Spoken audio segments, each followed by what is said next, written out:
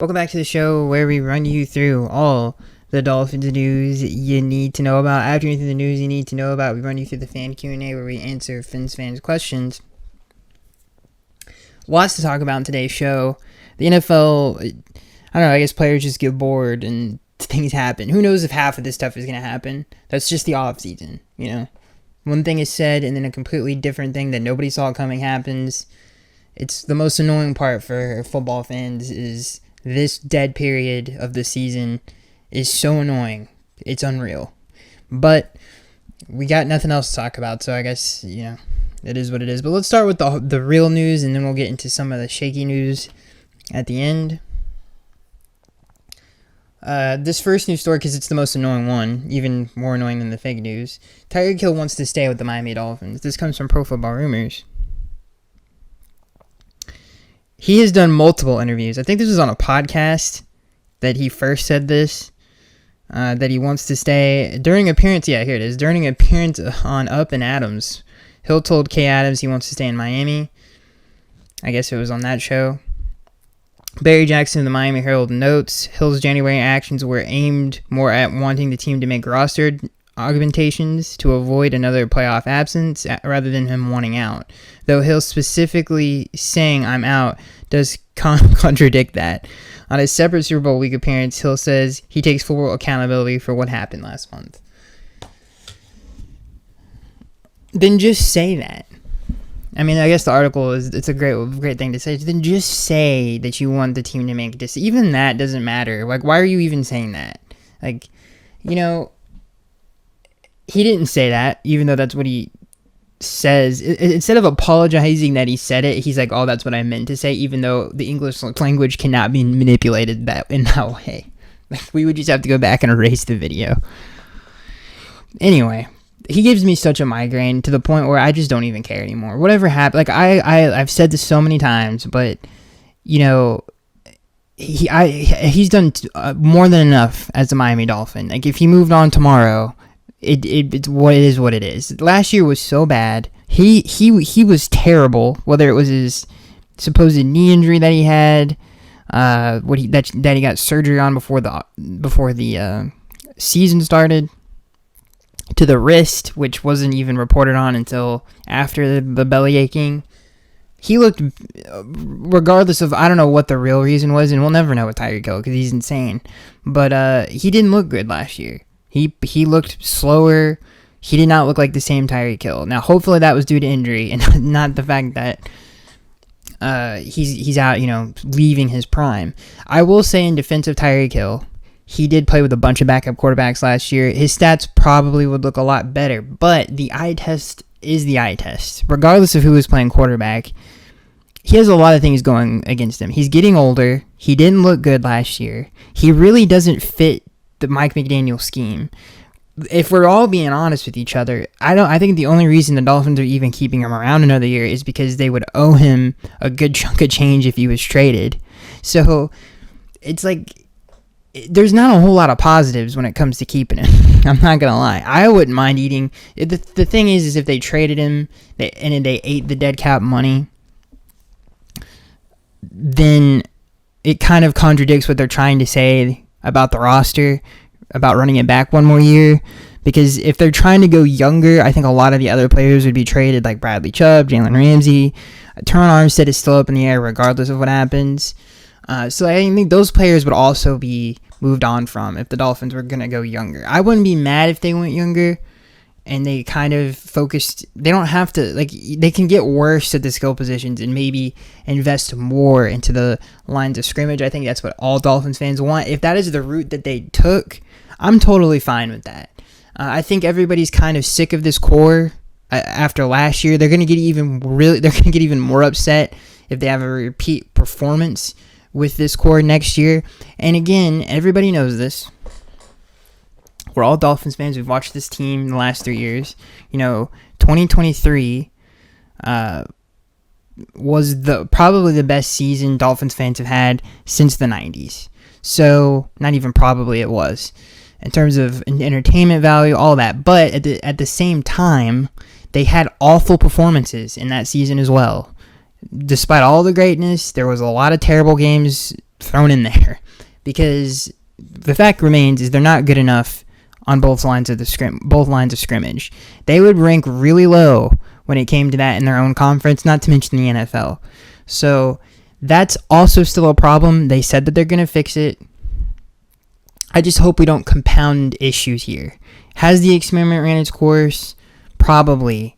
It's not looking like, I think defensively, I really want to run it back with some of those players, because I think the potential of that defense with Anthony Weaver is really interesting to me.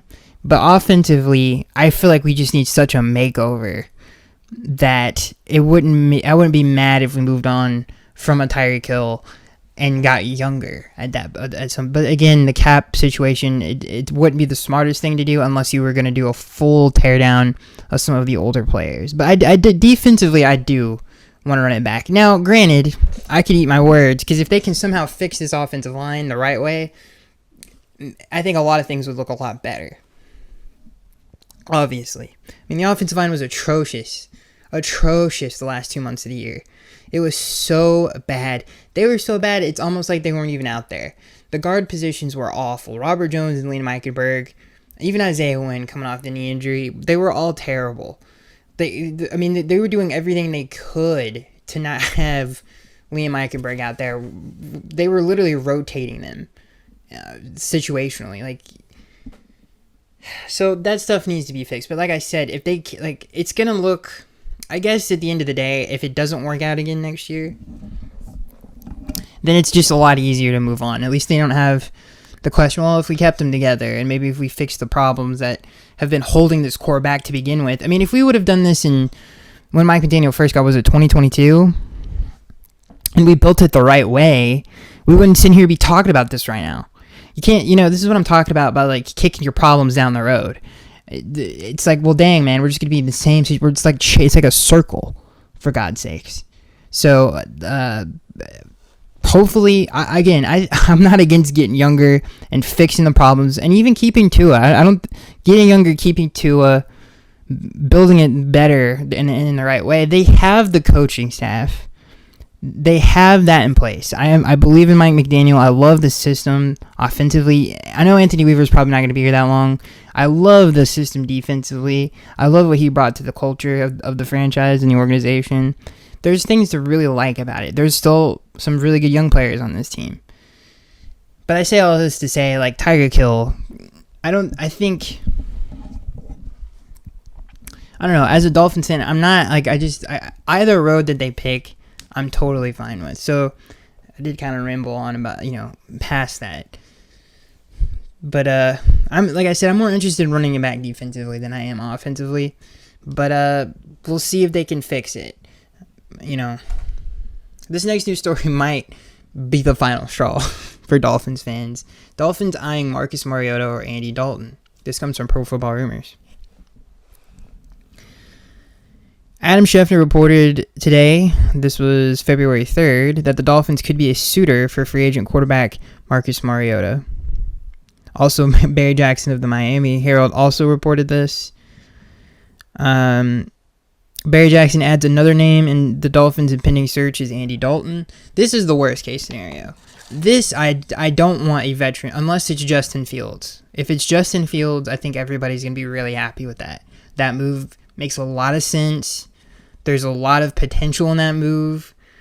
That move could go in a lot of different directions. But at the end of the day, that would be the best current quarterback move that they could make. That's in the NFL. I would rather them draft one. That's just my opinion. I like some of the later round guys they could get. I am not a huge fan of Quinn Ewers. I like Jackson Dart. Milroe's a prospect. So that's a take it or leave it.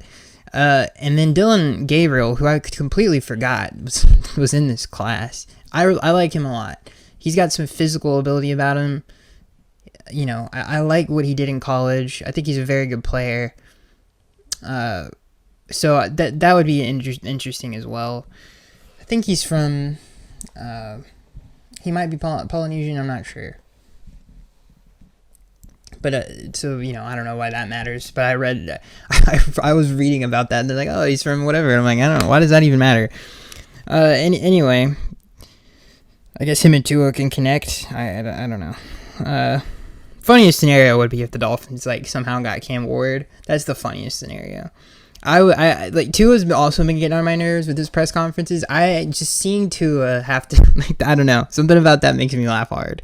Have him have to answer questions about that would make me very happy. But yeah, that's it for the news. Tyreek Hill's annoying. And then if it's true, I don't know where Barry Jackson gets his information from, but if it's true that they're gonna settle on Marcus Mariota or Andy Dalton, then what are we doing? Like that would not be. It's not intelligent. That's just, God, it hurts my head to even think about it, dude. Please, Justin Fields or draft one. Please, like, All right, so moving on from that, here are some of the more shaky, news-worthy things. Which these really don't make a lot of sense when you think about it. I don't know how they would make this work, but Cooper Kupp, obviously, as soon as I heard this, I was like, man, first of all, this would be an awful trade for the Dolphins to make. I love Cooper Kupp. In theory, he fits the scheme. He's out of his prime. He's beat up. He's injury prone. Why they I don't know. I don't know what the upside of that would be. He would be a great third option obviously if he can stay healthy, but that's just not a risk worth taking. But he would fix a lot of the issues the Dolphins have when it comes to having a third receiver, a receiver who can block and is also a playmaker. That's a huge need in this offense, and he would fill that. He's just there's a reason the Rams want to move on, and he had that one season with the Triple Crown, and ever since then, he just can't consistently stay on the field. So, I love Cooper Kupp. I really wanted to draft him when he was coming out of Nevada, maybe? I can't remember where he went to college, but yeah, it would have been nice, but I'm not pro Cooper Kupp trade. I don't even know. Let's just look up how old he is. This doesn't even matter. It's because I just want to know how old he is. 31. Yeah, that's just going to be a no, dude. No way they make that trade. They want to run the Odell. It's no way it's going to be as bad as Odell Beckham. Odell Beckham was a nightmare, dude. Odell Beckham illustrates exactly the attitude that the team had the entire year, other than Jonnu Smith and Aaron Brewer. And so a few other Dolphins on the team. But most of them are just, God, dude. But this other trade, obviously, this was rumored to have happened a couple years ago. Crazy, he's 29. Okay, Deebo Samuel would be the dream scenario. That would be the dream scenario. He's 29, which is crazy, though. That blows my mind. Makes me feel really old.